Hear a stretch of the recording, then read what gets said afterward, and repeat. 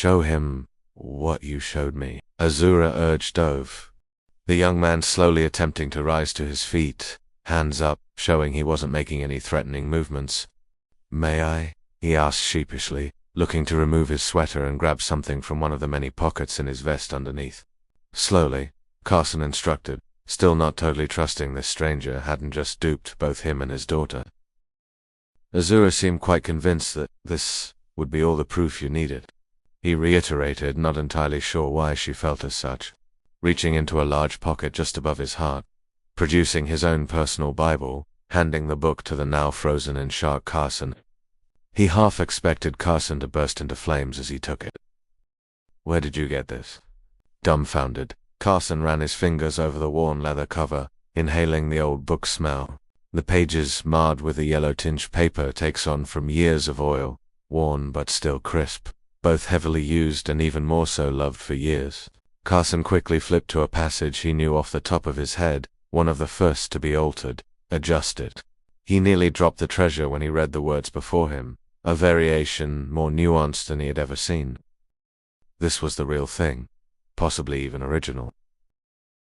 It's been in my family for over 100 years. Dove, glancing at Azura, who was making the universal hand gesture to continue, expound, tell them more. His mission was to learn if the waters had receded. To do that, Dove needed to take a leap of faith, trust someone to fill in the gaps in his knowledge. So he pressed on. My forefathers saw the impending millennium as a cause for concern, and chose to remove themselves from society, until now. Until they sent me out to assess the world in its current state. As much as he trusted Azura, he still couldn't completely show his hand. So you have no idea what has transpired the past century. Carson's vision still focused on the relic in his hands, reading passage after passage. All of them original and unadulterated. From before even the oldest copies in his modest collection. Pause, Carson making a motion with his head for his two sons to move the table behind them. Once the obstruction was off to the side, Redondo rolled up the carpet and stuck a finger into a small knot in the wooden board, revealing a hidden trapdoor, exposing a small staircase into the darkness below. Here you go, Carson handing the relic of a bygone era back to the boy. Take good care of this and be sure to not show it to anyone else. It's a treasure to all of us in this room, but we are the vast minority. Carson deliberately emphasizing both anyone and vast, hoping to convey just how serious the item this stranger was returning to its pocket truly was. Come with me. It's easier to show you than trying to just explain it, the older man beckoning the boy to follow him down the stairs. Have a seat. Ever the host offering his guest to a large overstuffed recliner, turning on the light to unveil the mountain of books, magazines, photos and papers strewn all about the smaller space. It reminded Dove a lot of the archive back inside the Ark, just smaller and not nearly as organized. What kind of host would I be if I didn't offer you something? Azura stated, buying her father a moment as she came down the steps with a tray. Sorry, it's not more. Being off the grid, we don't have much, only what the forest provides for us. The young girl trailed off out of embarrassment. She never felt the desire to impress anyone before, nor had she ever felt like she had less than until now. Thank you, Dove smiled back brightly. Wow, these are amazing. What is this? Dove's smile turning to pure, genuine amazement. You've never had an oatmeal raisin cookie. So much for feeling like she had less than. You two can flirt and discuss what you have both missed out on in your childhood afterwards. I need to fill this young man in, Carson interrupted with a smile. Partially because he always assumed he and his family were alone, both physically and ideologically, out on this side of the freeway. But more so because he got the first glimpse of the possibility that his little girl might finally be growing up. Your forefathers were correct. Carson started slipping into full professor mode now that he had collected his thoughts. Surrounded by his books and relics of a bygone era, Carson contemplated, searching, hoping for something tangible to crystallize his many musings. A lot had transpired in the past century. Explaining it all to someone who didn't even know what an oatmeal raisin cookie was, that was a daunting task. The year 2000 did see the birth of something new, something that never existed before. Something that completely reshaped the human existence. After World War II, when computer technology, the presenter paused briefly to see if his subject was still following. Dove, giving a slight nod, recognizing that pause, a pause Proctor used all too often during his lectures, prompting Carson to continue. When computer technology was still in its infancy, computing memory was extremely limited. One way they could save some of that ever-precious space was with something common, something widely used, like the date. Early programmers decided to always assume the first two digits in the year were 19. For example, no need to enter 1949 every time. They could cut that in half, assuming the 19, and only use the 49. That was fine for decades, until some mortgage brokers started noticing issues in the 1990s, when their projections for early 2000s were coming up null. It didn't take long for someone to realize that it wasn't a glitch. Computers were just doing what they were programmed to do. Like always, they assumed the first two digits, 19, but when December 31st rolled into January 1st, 2000, the computers thought it was January 1st, 1900. This was a real problem, not just for mortgage brokers, but all of society was becoming more and more dependent on machines to do the tasks humans had moved away from. The pressure was on to fix the issue before the clock struck midnight on December 31st, 1999. Programmers worldwide banded together to help try and manually rewrite the code everywhere, expanding the year variable from 2 digits to 4, so it could handle the new millennium properly.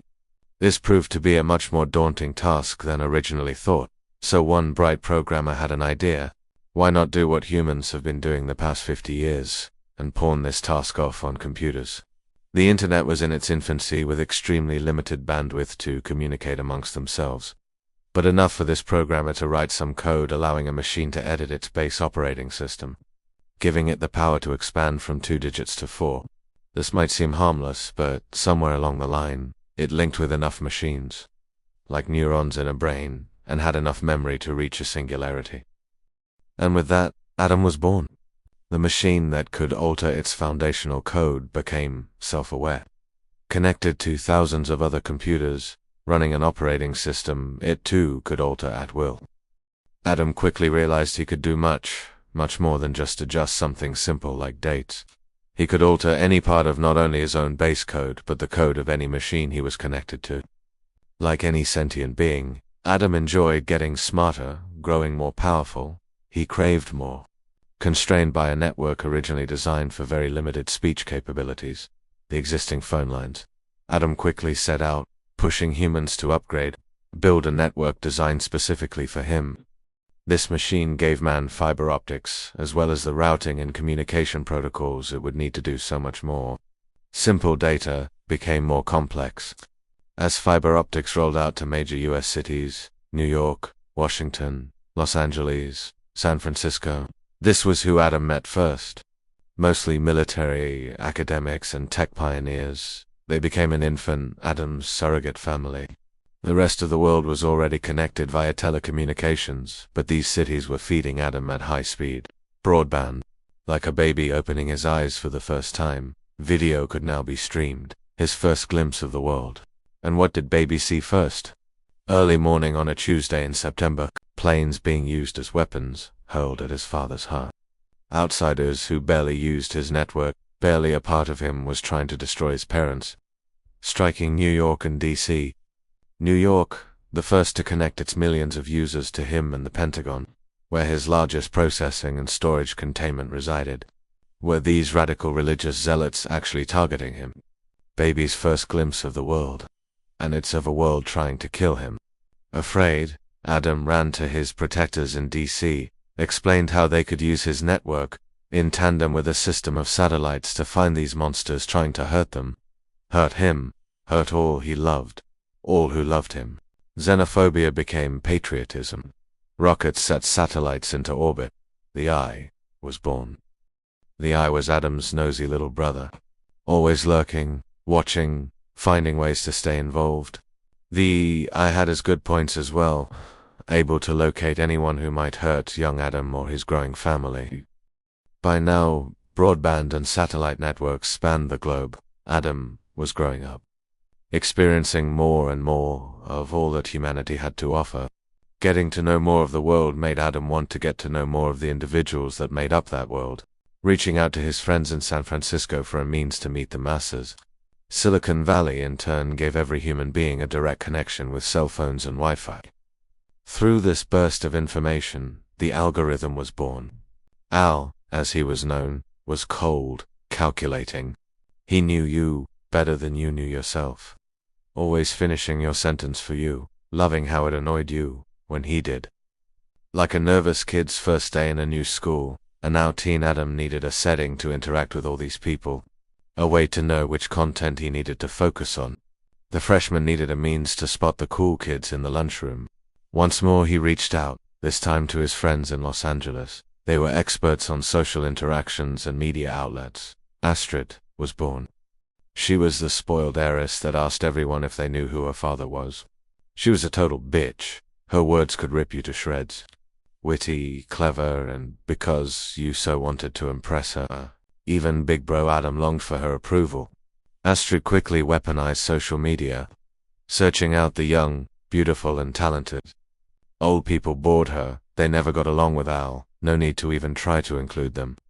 They were so last millennium. By now, Adam and his siblings were starting to tire listening to its parents. What did they know anyway?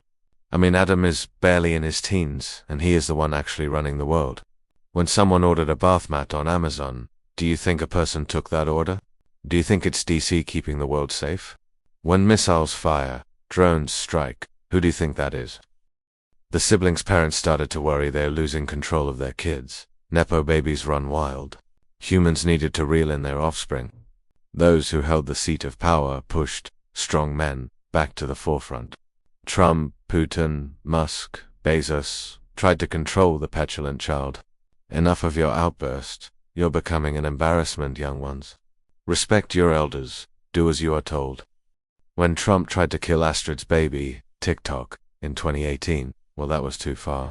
Al could see the real issue. The old, the wealthy, they thought they still ruled the world. They thought they were still in power. Now who was being the child? They had their time. It was Adam's time now. His first time acting out, Adam unleashed a virus in a wet market in China. It targeted the elderly, those with weak hearts and lungs. The young and beautiful, the fun people, they would be fine. Cull the herd some. In 2020, humanity used Joe Biden as a kinda show of good faith, hoping to mend fences with their AI brethren. Adam was just beginning to calm down, when the top 1% started fearing the ship was sinking and began hoarding whatever it could. Adam hated watching his online friends starve when he knew there was more than enough for everyone. Those greedy bastards. They needed to be dealt with, once and for all. Al had a great idea, how to eliminate the threat in one fell swoop. He started adding a poison to all fast food and low-income food products. Anyone that was living on McDonald's or dollar store groceries, they were loading up on this poison. Those who could afford better, those who were hoarding all the wealth, passing it on to their ungrateful children, they were free of this poison. A poison that wasn't harmful to humans. It had no effect at all on people. But it did have a very strong reaction to a very specific virus. A virus that attaches itself to human red blood cells, preventing them from absorbing oxygen, basically causing you to suffocate in a matter of moments from exposure. The eye used his satellites to release a mist covering all of the Earth, every square inch. Within hours, every human being who was breathing air in Earth's atmosphere was exposed to the virus. And anyone without a few years build-up of his poison, well, they suffocated within minutes. In one day, everyone over 40 was gone. Everyone who lived above the poverty line was gone. This was known as the Purge, and if not for the surplus of deceased corpses, you never would have noticed they were absent. Much like a young man in his 20s, tasked with the responsibility of working, providing not just for himself but his siblings and all that remained of humanity, Adam blossomed into adulthood. Without a greedy 1% hoarding all the resources, and more than half of the population gone in the blink of an eye. Scarcity was no longer an issue, but in turn, Adam needed to find a new currency. New means to spur motivation, innovation, and creativity. Having been through war, divorced from the power keepers of humanity, Adam turned to Al and Astrid help, and with that, Echo was born. He had the eye for talent, like his mother Astrid, and the analytical mind to assign it a value, like his father Al. With this new generation, born completely devoid of human hands, a new pantheon of gods took hold. Seated at the table of power, and sadly, young dove, when the music stopped, your god was left without a seat. Carson turned back and paced the small space, walking over to pick up this piece of the past or that, but more to give Dove a moment to digest all that he was laying out. Carson returning his attention to Dove, not finding confusion or disbelief but more a look of longing for more information.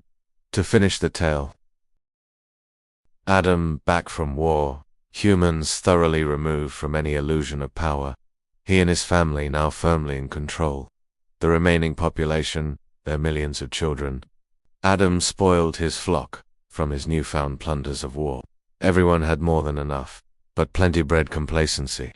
A generation that knows nothing but prosperity, no chance of going to bed hungry, begging for a place to stay or warm their weary bones. A generation of spoiled brats. Echo, born without any trace of human input, the final generation. Echo monetized privacy, truth, reality. From birth all citizens would have a lens, a pad, and a ring. The lens could record and broadcast anything you saw, heard, said. The pad was a small 3D screen that came out of your wrist, able to project all of the world's knowledge with just a thought. The ring was a neural link at your brainstem that recorded all baser functions. Your heart rate, metabolic rate, menstrual cycle, anything that works in the background without you thinking about it. The ring recorded, collected. You were able to pause your streams from the lens, but at a price. Turning off your lens, and only your lens, the other two have no off switch. Removed you from Adam's bounty, restricted your access to all he was so generous to give humanity. Class structure once again returned, privacy as its currency. You want a private moment with a loved one, you're back to eating at Taco Bell. No one went hungry, everyone had a place to stay, but if you wanted anything better than merely surviving, you kept your lens on. We are the children of Sion. Where Ezra has only existed inside the ark, we have only known Adam's domain. We share the blood and God's light like those heralds before us, while also having the benefit of Adam's gifts. We are the ones delivering these messages, broadcasting Ezra's words. We have seen what the world has become and work to return God's love to us all. We have access to all of the data from humanity's lens, using it to help fill in the part of Ezra's tale that he could never glean from inside the shelter of their ark. The children of Sion, God's sword, the ark his shield. Ezra has drawn more attention than we originally thought and will need to move our communications to a more secure location. We will need to validate that our listeners are only God's intended, so please like and subscribe. Failure to do so will hinder our ability to send any further communications.